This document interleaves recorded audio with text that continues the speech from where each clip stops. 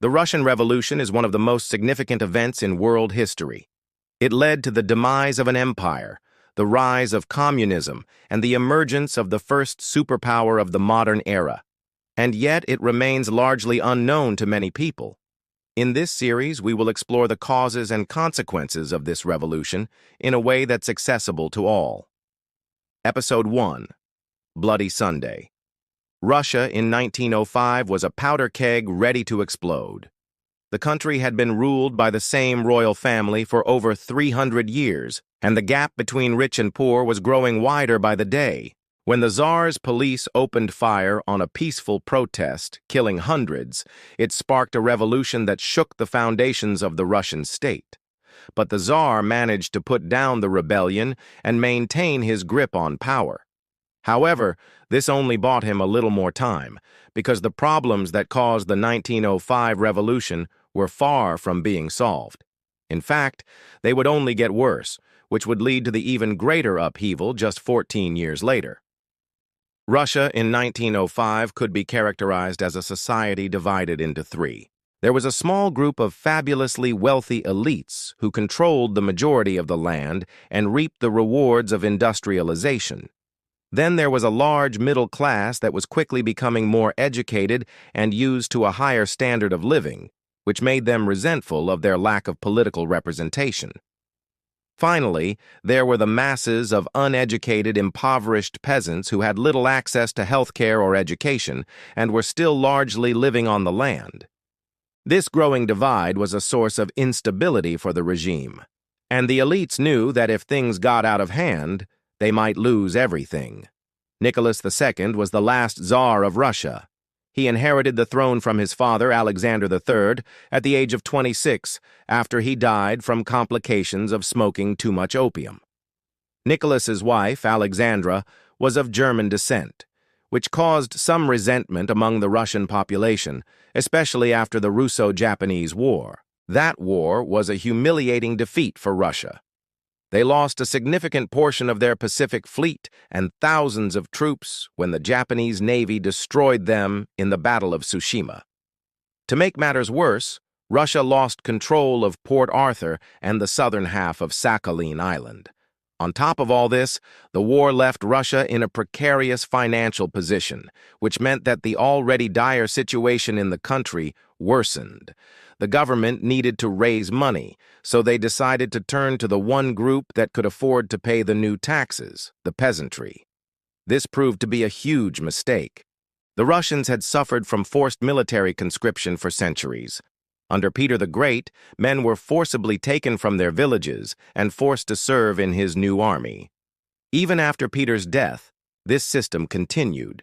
So when the government announced that the new taxes would only be levied on those who avoided conscription, it seemed like a great deal. But it turned out to be a trap.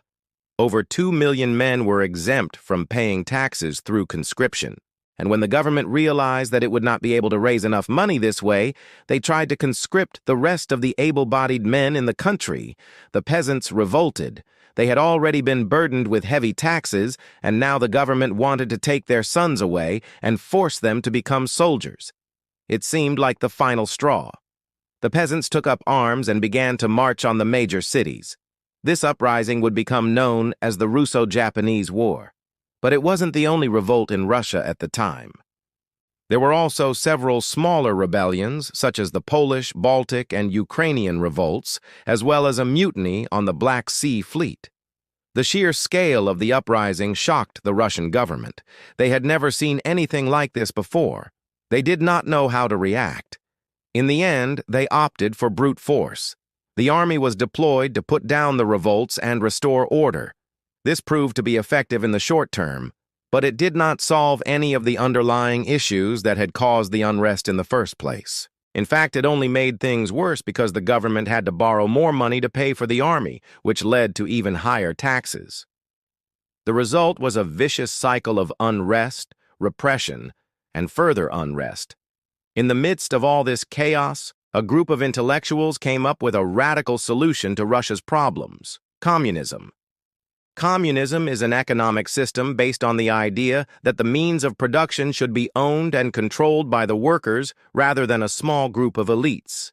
This idea was first put forward by Karl Marx, and his followers called themselves communists. Although communism had been around since the mid-19th century, it hadn't really caught on in Russia until the early 20th century when things started getting really bad. As the living conditions for the working class and peasantry worsened, more and more people began to look towards communism as a potential solution. One of the most important things to note about the Russian Revolution is that it wasn't just a single event. It was a process that unfolded over several years. The first major event was the 1905 revolution, which we've covered here. However, this was followed by a period of stability under Nicholas II known as the Stolypin era. This lasted until the First World War broke out in 1914. The war had a devastating impact on Russia, and this led to the February Revolution of 1917. This was the second major event in the Russian Revolution. It resulted in Nicholas II being forced to abdicate the throne and Russia becoming a republic. However, this was followed by another period of instability, which led to the October Revolution of the same year. This was the third and final major event in the Russian Revolution. It resulted in the Bolsheviks taking control of the government and Russia becoming the world's first communist state. But why did Nicholas II fail where his father, Alexander III, succeeded? The answer lies in the changes that occurred within Russian society during the Stolypin era. During this time, the gap between the rich and poor continued to grow, which led to increased social tensions.